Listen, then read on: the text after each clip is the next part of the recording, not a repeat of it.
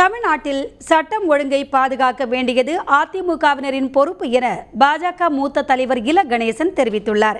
ஈரோடு மாவட்டம் கோபிச்செட்டிப்பாளையத்தில் பேசிய அவர், சொத்து வழக்கில் அதிமுக பொதுச் செயலாளர் ஜெயலலிதாவுக்கு வழங்கப்பட்ட தண்டனையை அடுத்து அதிமுகவினரின் போராட்டங்கள் மக்களிடையே எதிரான கருத்தை ஏற்படுத்தியுள்ளதாக குறிப்பிட்டார்.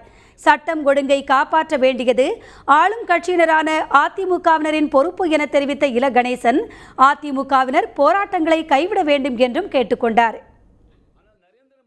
18 ஆண்டு காலத்திற்கு பிறகு தீர்ப்பு வந்திருக்கிற காரணத்தால் எந்த காரணத்திற்காக தண்டனை வழங்கப்பட்டது என்பது மறந்து போய் யாருக்கு தண்டனை வழங்கப்பட்டது என்பதே நினைவிலே என்ற காரணத்தினாலும் மக்கள் மத்தியில் ஒரு அனுதாபம் வெகுவாக எழுந்திருந்தது என்பதை நான் கண்கூடாக பார்த்தேன்.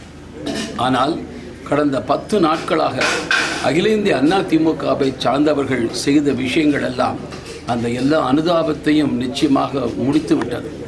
மக்கள் மத்தியில் இப்போது ஒரு வெறுப்புணர்வே ஏற்பட்டிருக்கிறது.